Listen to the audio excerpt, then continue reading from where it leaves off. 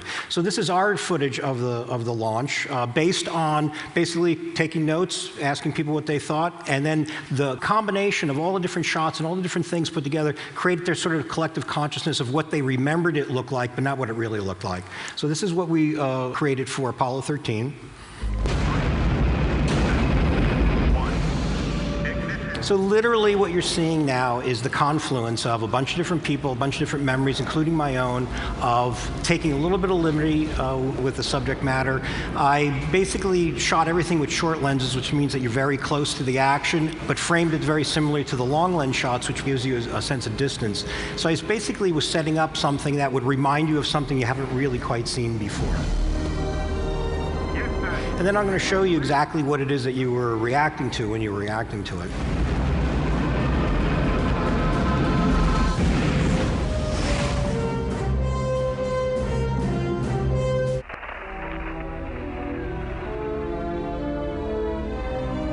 Hello, Houston.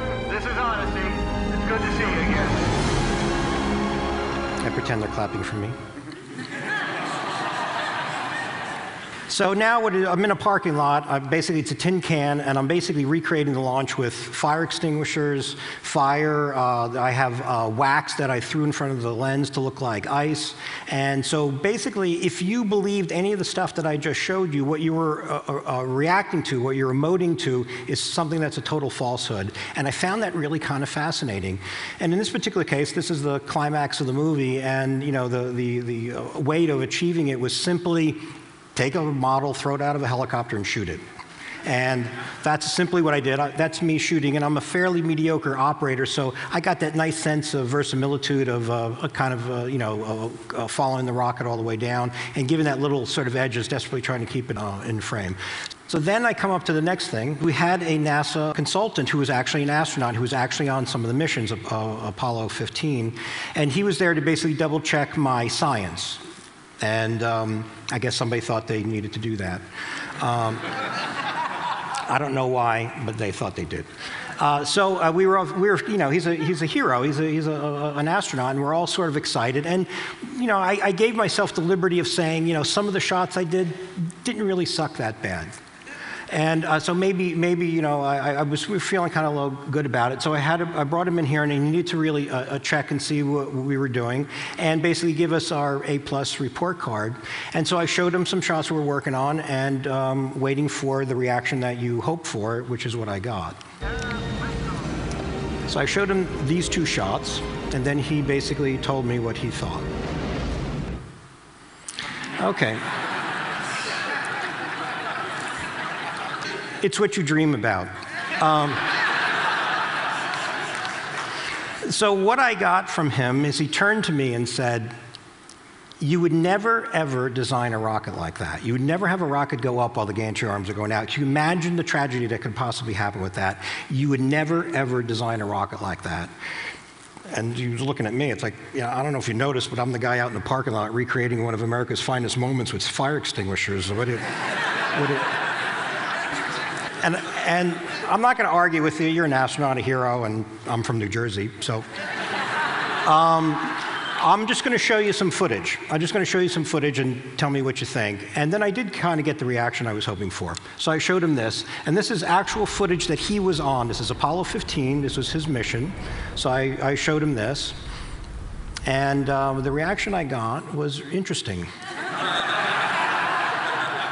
So, and what happened was, what I sort of intuned in that is that he remembered it differently. He remembered that was a perfectly safe sort of gantry system, perfectly safe rocket launch, because he's sitting in a rocket that has like 100,000 pounds of thrust, built by the lowest bidder. He was hoping it was going to work out okay. So he twisted his memory around. Now, Ron Howard ran into Buzz Aldrin, who was not on the movie, so he had no idea that we were faking any of this footage, and he just responded as he would respond. And I'll run this. Buzz Aldrin came up to me and said, hey, that launch footage, I saw some shots I'd never seen before. Did you guys, what vault did you find that stuff in? And I said, well, no vault, Buzz. We generated all that from scratch. And he said, wow, that's pretty good. Can we use it? I think he's a great American. So Titanic was, if you don't know the story, doesn't end well. Jim Cameron actually photographed the real Titanic. So he basically set up, or basically shattered the suspension of disbelief, because what he photographed was the real thing. A Mir sub going down, or actually 2 Mir subs going down to the real wreck. And he created this very haunting footage. It's really beautiful, and it conjures up all these various different emotions, but he couldn't photograph everything. And to tell the story, I had to fill in the gaps, which is now rather daunting, because now I have to recreate back-to-back what really happened. And I had to, I'm the only one who could really blow it at that point. So this is the footage he photographed, and it was pretty moving and pretty awe-inspiring. So I'm going to just let it run so you kind of absorb this sort of thing. And I'll describe my sort of reactions when I was looking at it for the very first time. I got the feeling that my brain wanted to basically see it come back to life. I automatically wanted to see this ship, this magnificent ship, basically in all its glory. And conversely, I want to see it not in all its glory, basically go back to what it looks like. So I conjured up an effect that I'm later going to show you what I try to do, which is kind of the heart of the movie for me. And so that's why I wanted to do the movie. That's why I wanted to create the sort of things I created. And I'll show you, another thing that I found interesting is what we really were emoting to when you take a look at it. So here's the behind the scenes, a couple little shots here. So when you saw my footage, you were seeing this. Basically, a bunch of guys flipping a ship upside down, and the little Mir subs are actually about the size of small footballs, and shot in smoke. Jim went 3 miles down, and I went about 3 miles away from the studio and photographed this in a garage. But what you're emoting to, or what you're looking at, had the same feeling, the same haunting quality that Jim's footage had. So I found it so fascinating that our brains sort of, once you believe something's real, you transfer everything that you feel about it, this quality you have, and it's totally artificial. It's totally make-believe, yet it's not to you. And I found that was a very interesting thing to explore and use, and it caused me to create the next effect that I'll show you, which is this sort of magic transition. And all I was really attempting to do is basically have the audience cue the effect, so it became a seamless experience for them. That I wasn't showing you my sort of interpretation, I was showing what you wanted to see. And the very next shot right after this. So you can see what I was doing. So basically, if there's 2 subs in the same shot, I shot it, because where's the camera coming from? And when Jim shot it, it was only 1 sub, because he was photographed from another. And I don't remember if I did this or Jim did this. I'll give it to Jim, because he could use the pat on the back.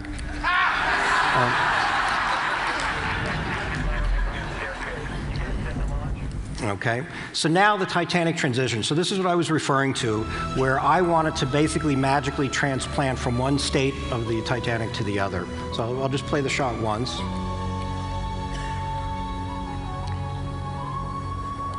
And what I was hoping for is it just melts in front of you.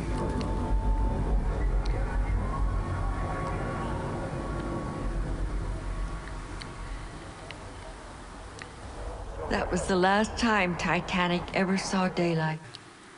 So what I did is basically had another screening room experience where I was basically tracking where I was looking, or where we were looking.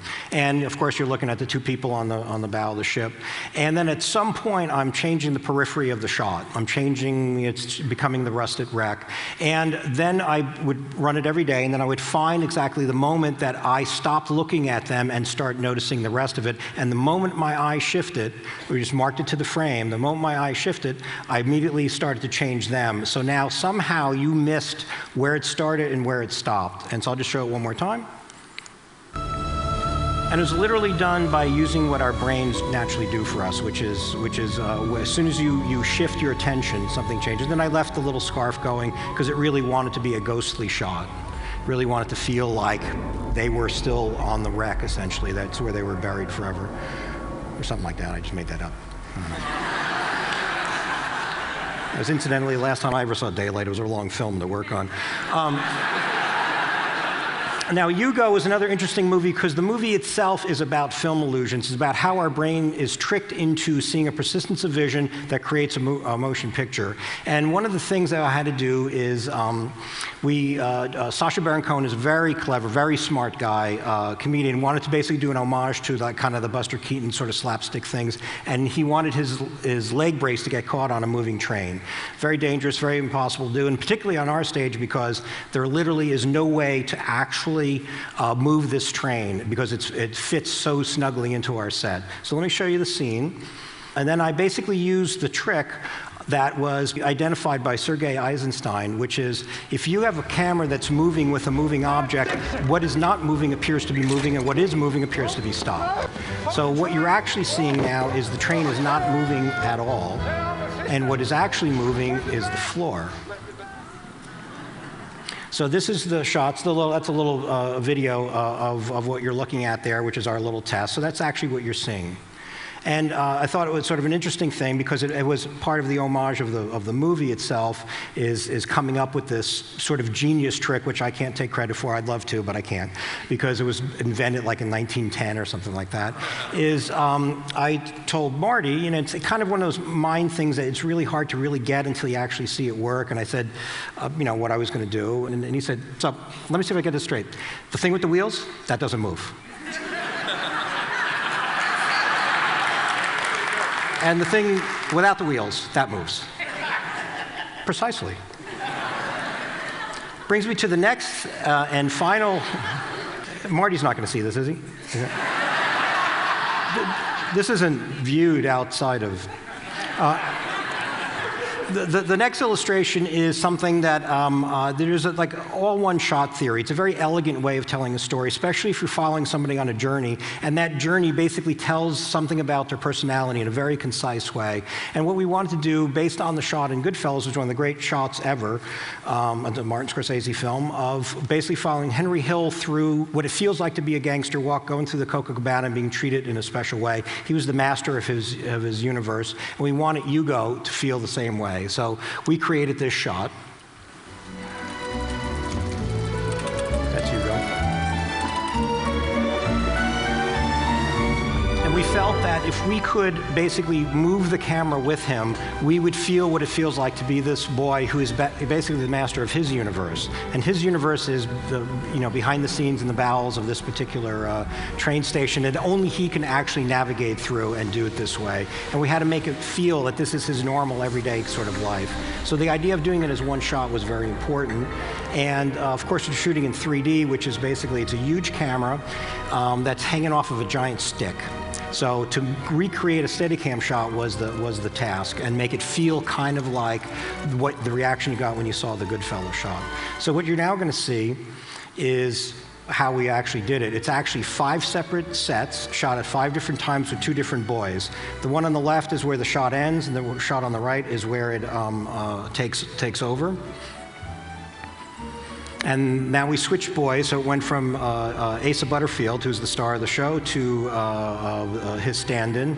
I wouldn't say a stunt double. There's a crazy rig that we built for this. And so now this is set number 3 we're into. And then we're going to go into basically the very last moment of the shot is actually the Steadicam shot. Everything else was shot on cranes and various things like that. And it literally was done over 5 different sets, 2 different boys, different times, and it all had to feel like it was all one shot. And what was sort of great for me was it was probably the best reviewed shot I've ever worked on, and I was kind of proud of it when I was done, which is you should never really be proud of stuff, I guess. So I was kind of proud of it, and I went to a friend of mine and said, this is kind of the best reviewed shot I've ever worked on.